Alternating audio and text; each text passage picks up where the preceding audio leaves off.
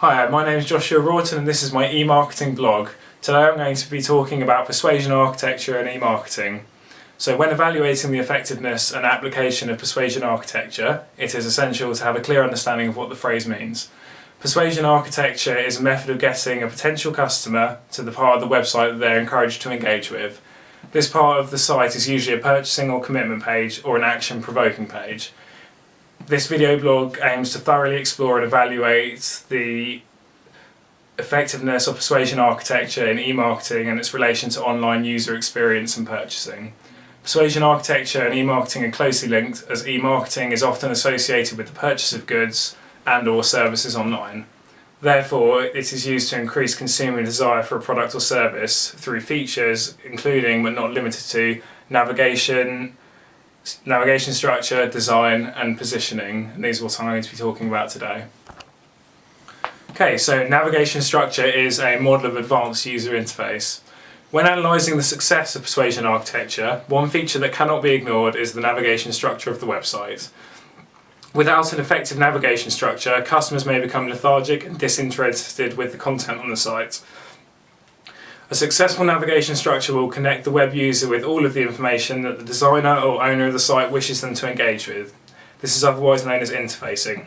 Interfacing is essential within web design, as when well structured it maximises the potential of the website and will also positively affect the conversion rate of the sale of goods or services.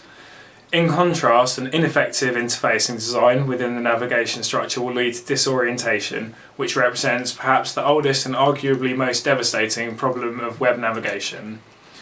This demonstrates the value of communicating information successfully and highlights the need to use the right model of navigation structure, as the lack of a clear pipeline structure confuses potential customers, making them less inclined to take action. Consequently, the chosen persuasion architecture fails at its primary focus, which is to convert browsers to customers. To ensure effective persuasion architecture is achieved through navigation structure, it is imperative to limit the amount of scrolling that the consumer will have to do to locate the desired information. It has been argued that customers will get frustrated by having to scroll back and forth. People do not like to scroll down too far, they hate having to scroll back and forth to read lines that are too long for their screen. One factor that needs to be considered when designing the navigation structure of a website is how the consumer would search for the information. Customers will expect and want different user experiences based on what product or service they require. Therefore, it is essential that web designers accommodate this when designing the structure or the map of information. Website design has been linked to navigation structure as they are closely joined, particularly within e-marketing and persuasion architecture. Design is the overall look and feel of the website, which is one of the crucial factors determining whether a consumer will take action. When creating the design of a website, it is imperative to ensure all unnecessary information is removed. Potential customers will lose interest very quickly and often disregard important information if there is too much information that is not directly relevant to the consumer's needs. We're reminded that nobody likes to read, watch or listen to anything that is boring or unnecessarily long. When comparing the persuasion architecture of Sony Music's website to that of the Parlophone record site, it is evident that Sony has a better means of marketing their artists and services. Both record labels are largely successful, boasting a talented roster of artists. However, through the design of their website, Sony Music have more efficient means of transferring the information on the page to the website browser. This is achieved with a well-designed and colour-coordinated site. Sony Records have a rotating image reel with direct clicks to where their artists' tour tickets and albums can be purchased, such as iTunes and TicketWeb. Parlophone Records also have this feature, but it is lost in among other images and links that feature on the homepage all over the site. This leads to a lack of structure and causes difficulty identifying the key information. The website should be consistent throughout: colour, shape, texture, spatial relationship, line thickness, sizes and so on, developing unity and organisation of the website. Parlophone Records do not have this, as the images are chopped around the site and there is no clear structure as to where certain things are positioned. The analysis of two websites suggests that Parlophone's website has very few of these desirable traits mentioned above. In contrast, the Sony Music website has a quite a corporate look and is structured and consistently designed. Sony's standout colour is red on a white background, which has been suggested that red can facilitate customers' emotional engagement. It emphasises that red can be stimulating, energising, exciting and appetising. Red induces an adrenaline rush and increase of blood pressure.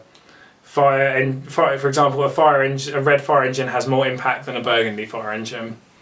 Music is something that success can almost always be measured by how much emotional response it gets from the public, listeners or audience.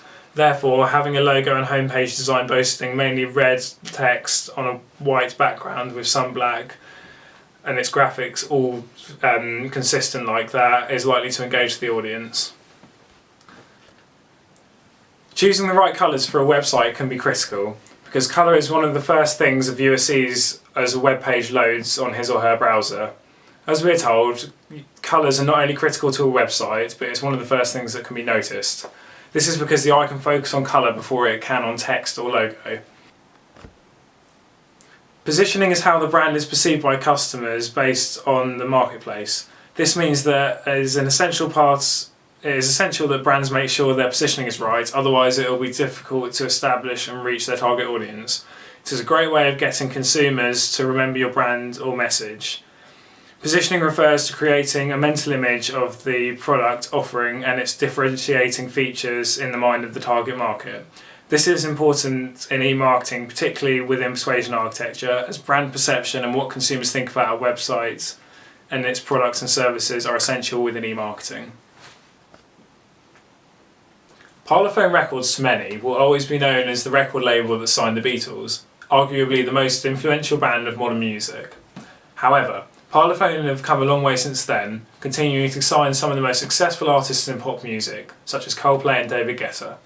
The fact that they have easy access to viewing their previously signed artists on the site is successful, as it is these artists that maintain Parlophone's reputation, such as the Beatles. Sony also have an impressive collection of acts, however they choose to display their featured artists on the site as they are a conglomerate owning as many subsidiary labels, which can easily be found as they are displayed just below the image reel. This is also a successful way of positioning as it highlights the labels that are owned by Sony, some of these being particularly famous labels and brands such as Psycho and Columbia Records. In conclusion, the effectiveness of the Persuasion architecture on the marketing of the Sony Music as a brand and its artists is effective. This is particularly because they are one of the remaining big three record labels. However, it is also due to clear, consistent, minimalist design and effective navigation structure and strong positioning within the market. Parlophone Records have some of these features but not all, and could benefit from employing some of these techniques in their persuasion architecture. Thank you.